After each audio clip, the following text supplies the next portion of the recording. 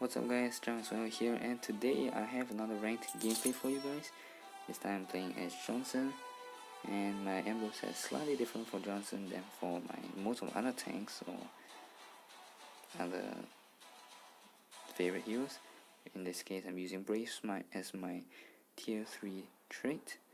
As for equipment wise, I'm using this middle build, the second one, which gives you a lot of cooldown reduction, armor, and decent amount of sustain, as well as the fun factor, especially when it comes to driving around the map and just engaging. So without further ado, let's get right into the gameplay.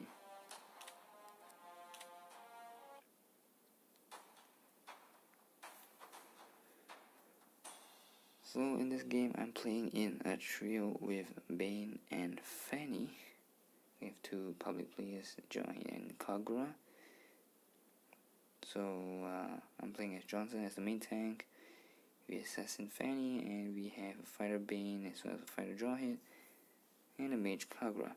The enemy team has one main tank Akai, they have a Fighter Chou, they have Support Angela, Mage Cyclops, and Assassin Saber. In terms of lineup wise, we probably have an advantage because we have a very strong early game called Fanny, which is like unrivaled in terms of damage. We have pretty decent burst, which is Bane and Kagura, and we have quite a decent peel and CC, should I say, in terms of jaw hit.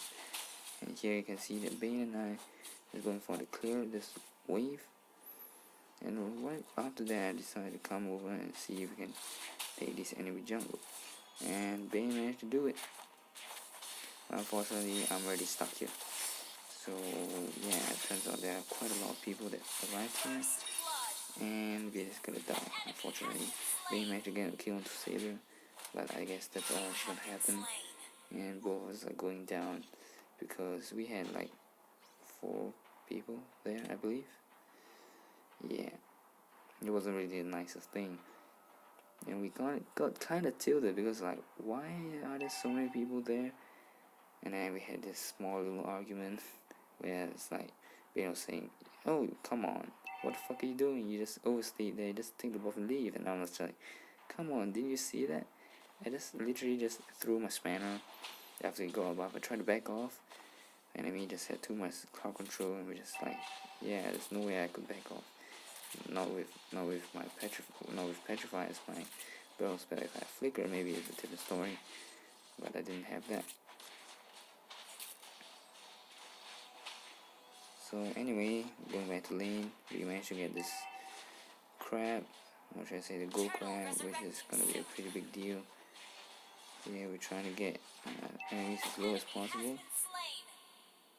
so we should be able to get kills all around. And now at level 4, things become pretty damn interesting with Johnson, because once we're level 4, you can just start driving around the map. Just need recall. Anybody else who wants to regain a health or mana just gets back into base, and you can just drive to wherever you want, basically. As you can see here, we saw that Kagura wants to come to base as recall because she's low on health. And in this situation, I can either take Kagura or Bane and drive around. In this case, I was trying to engage with the enemy, but it seemed like my team had already pulled back. So I decided to, okay, never mind, just abandon the attempt to engage and just went back to lane.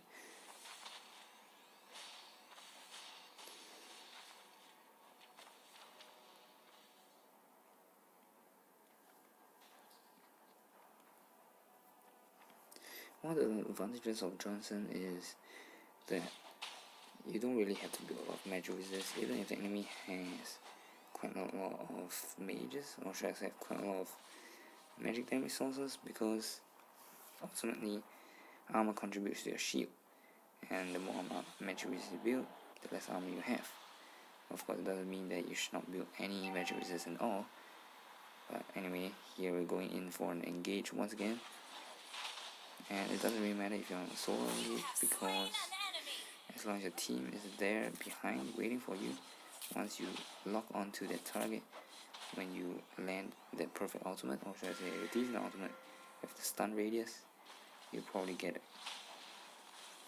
And here we're trying to get a kill to the range, that should be pretty easy. And Chou just managed to survive that, which is a relief for all of us. And once again, look at my timer because I'm using a cooldown reduction build. I have my ultimate up in about just basically now.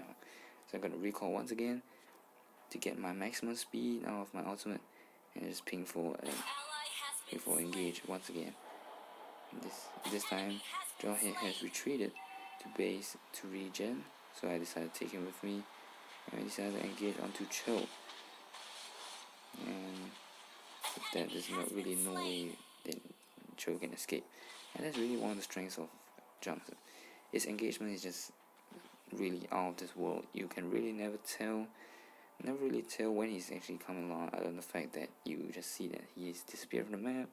There may be a few other people on the team disappear from the map, and then just like, okay, maybe this guy is up to something.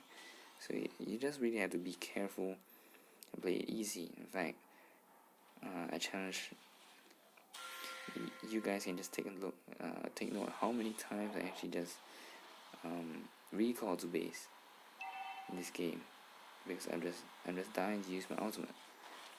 And here Toggle lands a very fantastic ultimate. Look at that double kill. It's like amazing. After I crash into them, it just set up the whole thing perfectly. It's got a 2-in-1 Angela and Cyclops both died. Unfortunately, Bane got wiped out at the top lane because there was Saber and Chou there. Not really a big surprise. And here, there's not really much point in me driving souls to top lane, because at the point when I look at the tower damage, by the time I got there, our tower will probably be down. So I decided to wait here, wait for Bane to come back. Of course, Kagura decided to come back, so I decided to take Kagura instead. And what you see here is I decided to change my mind. We saw the enemy, we were engaging, but it turns out not quite, because we actually back off in the bottom lane. So we decided to move to the mid lane instead and just do it, then continue from there and see what we could do.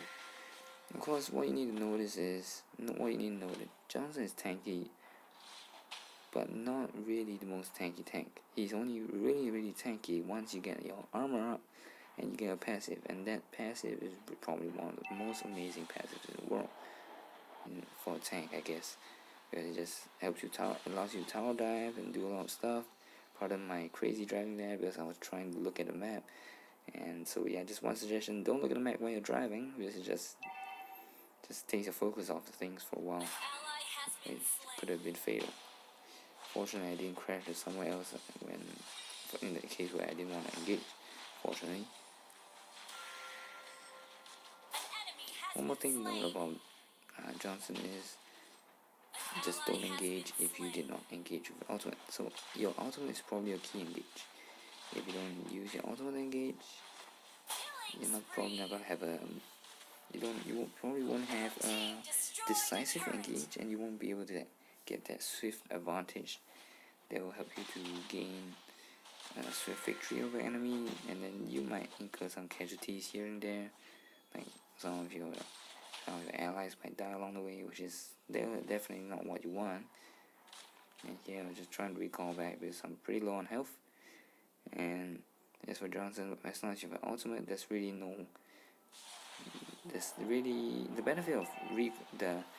benefit of recalling is pretty large, because the drawback is really minimal.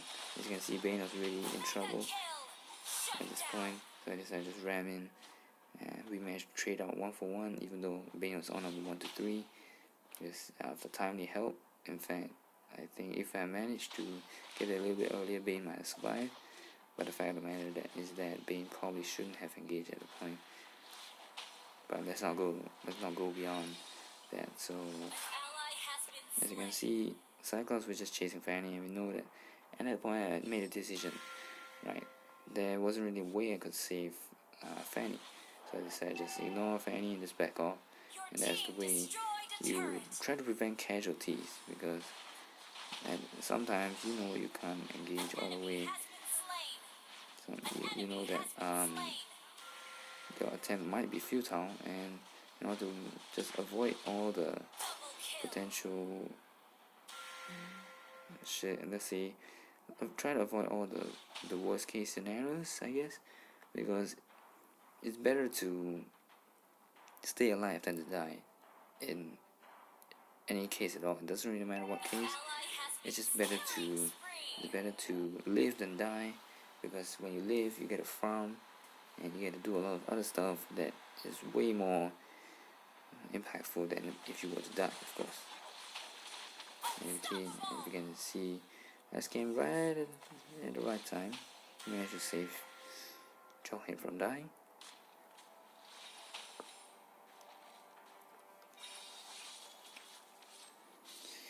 And then, of course, even though Johnson does have a lot of damage on his own, you shouldn't try to engage if your team is not really prepared to do so, which is pretty commonsensical, because after all, you're a tank, you're not a damage dealer. But even a damage dealer doesn't go on his or her own, because you don't have enough peel to survive that. And once again, I'm deciding to go back home. Akai came over, stunned him, and Chou has knocked out Akai. And we finally managed to isolate Akai, so we decided, okay, it's the time to go in. And that nicely placed spanner managed to help us get a kill onto Akai. Here, part of my bad driving, I haven't played Johnson in a while. And our team has engaged, so that means it's time for us to go in. And it's not like our team is in the bad spot or anything, so it has to go all the way if possible, but we are already out of minion waves, so we have not really much choice but to go back.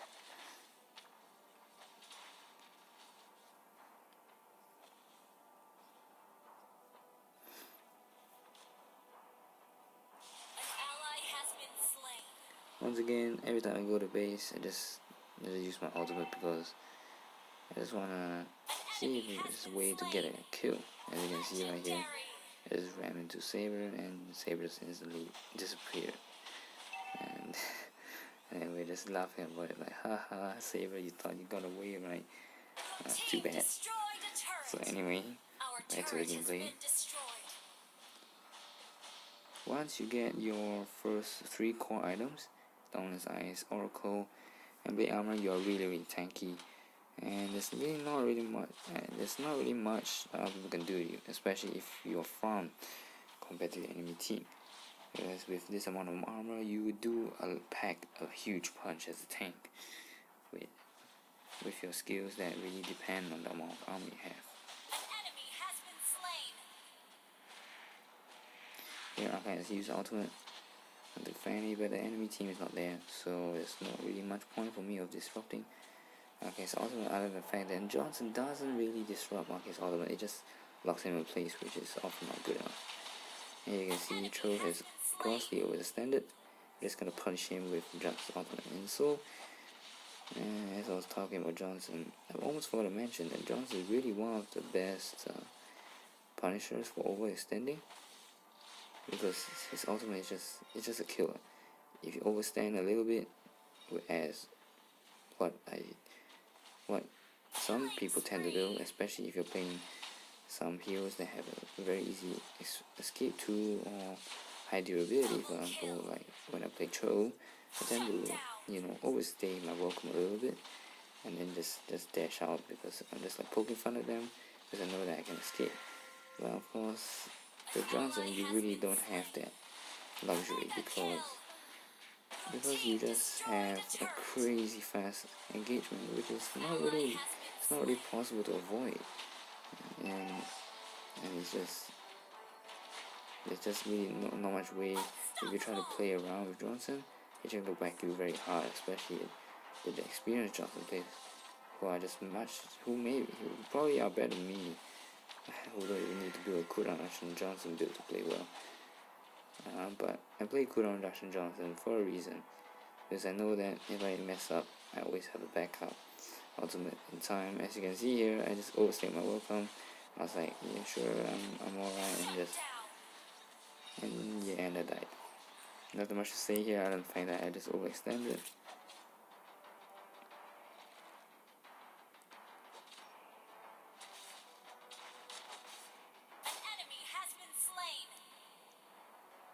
So at this point, because our team is really fun, they can just go forward. But the fact that they have Angela just means you can't just really do what you want, especially stay in Angela's area of effect or area of coverage. Just like you just can't play around with Zask when he has his Nightmare spawn in range. It doesn't really matter whether it's an ultimate state Nightmare spawn or not, because in the end he can just immediately upgrade it and just reposition it. And if you're in the range, you probably are dead unless you're a tank. But in that case, if you're a tank, you're probably stunned. Here you can see that we try to engage onto Akai. This Akai seems really out of block, or should I say out of position. But of course Akai managed to escape for a while. But now our team has decided to engage once again, and we withdraw his knockout, knocking out the correct target, Angela, which is one of our key targets. We decided to just engage all the way, but Jawhead has died, so we can't really push on any further. And I decided to use my ultimate to chase Chou instead, who has been harassing Kagura.